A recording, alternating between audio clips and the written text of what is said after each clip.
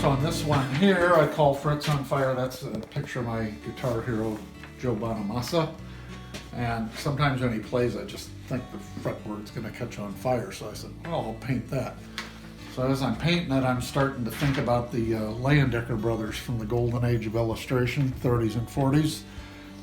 And so I love all their angular highlights and things. So I incorporated a little bit of that into there. Now these guys were contemporaries of Norman Rockwell, who was just the best. But there were other people like this that were also very good, and they had a cool style. So I will borrow their rendering style frequently when I paint. Now this one here, this is entirely different. This was just a random thought I had. I felt like painting a tornado, and I thought, well, what can I add to that to make it interesting? And I thought, well, what has meaning? Because a lot of times we all face storms in life. And so I thought, well, I like to have an optimistic outlook. How do I show an optimist in this painting? I think a guy prepared for some mildly bad weather is confronting a tornado. In his mind, he's saying, that's going to get better. That it's a good outlook to have. So that's how that happened.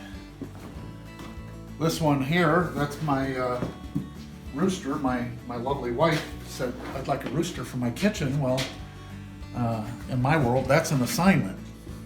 So I painted this nice big, bolder than life rooster. I love roosters anyway. This one's rather stylized.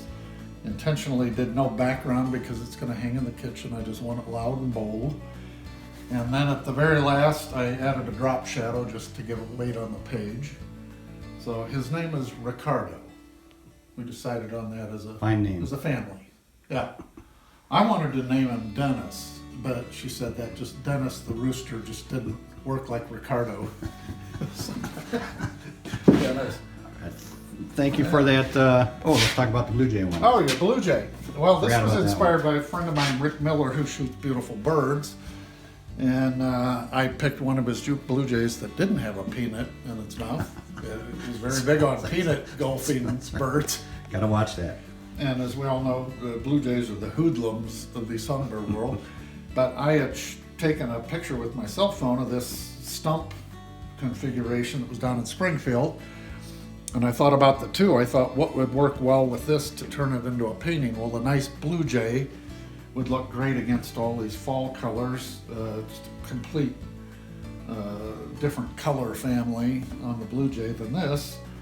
And I needed a fall scene for my my catalog, so this happened.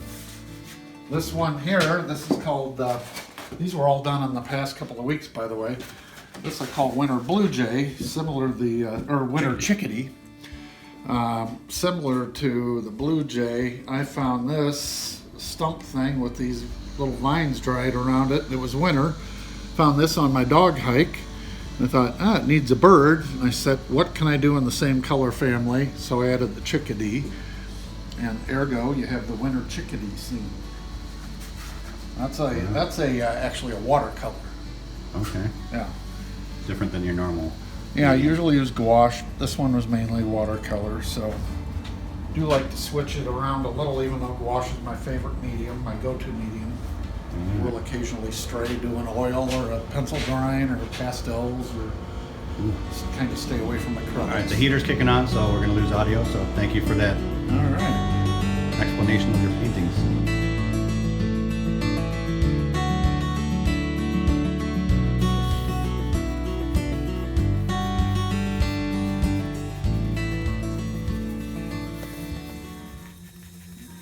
And when you get used to it, and the feel of the brushes, you learn how to just scrub paint and feather it out and make smooth areas. And this is a cool feature with gouache. Like there's a little rib that runs down the middle of feathers. So I broke the arm off this stool. I gotta get a new one because I was propping myself up and it snapped off. But this is a cool thing you can do with gouache. So if I want to paint a rib down the middle of this feather, you get it wet, you dab it up, you do it a couple of times, and you get a line that's good and thin and not too opaque. If I painted it in there, you see it? Oh yeah. So you're basically erasing with paint. Yeah.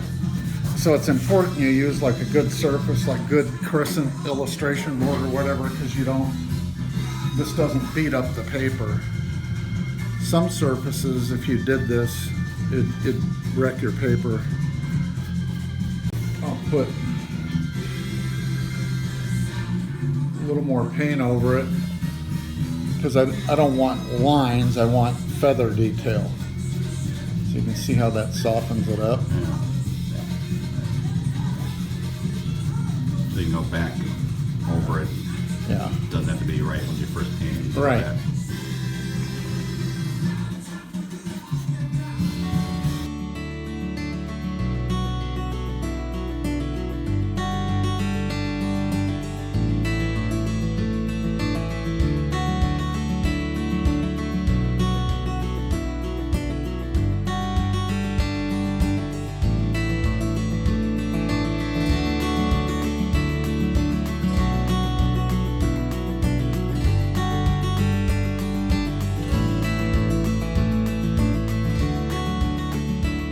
Well, this was actually after my mother passed away. You start thinking about your life and your place in the world and everything, and just the miracle of being born and all the things that happen to you. And, you know, you age, you get older, you learn. The theater masks are kind of, they represent, you know, life, happy and sad.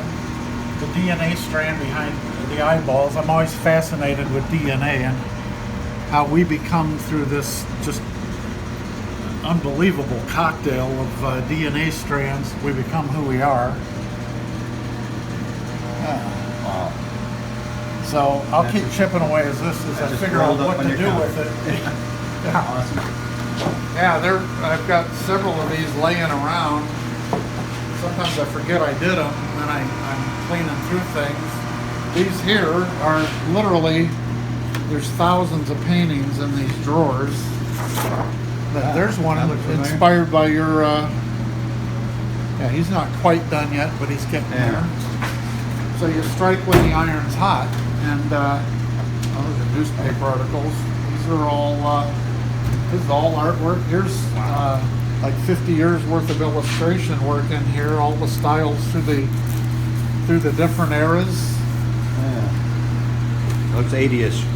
Yeah, very. This was for General Motors, and this was a creative way to show a growth chart going upwards and how it's people that make it happen. And back then, this is the kind of clothing we wore.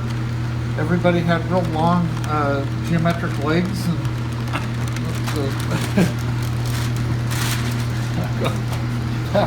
that was the style. This is awesome. There was a time when, well, like, I'll take, V-Man? yeah, clients, I'll make, oh my gosh, yeah. This is, crazy thing is I've done so many of these, some of them I forget I did, but I recognize them, yeah, I did them. Yeah. Yeah. So it's, yeah, there's a lot of history in there. Drawers and drawers of them. There's more of those weird 80s styles. This is back before computers, so I had to hand paint all these little lines and that. That isn't Photoshop, that's tiny brushes. Yeah. Yeah, people lose that now. Everyone thinks they're so easy to do everything in Photoshop. Oh yeah. Well, I'm glad I learned to do it the manual way because it makes you better when you come to doing things with Photoshop. Oh, that was for Chronicles of Narnia. There's dozens and dozens of illustrations for Chronicles of Narnia. I got to read those books again. They're excellent. They're epic. Yeah, old colored pencil drawings. Wow. I think that's from I think I was a student then, so that would have been from the 70s. So 70s. he's probably 50, 60 years old, 50 years old.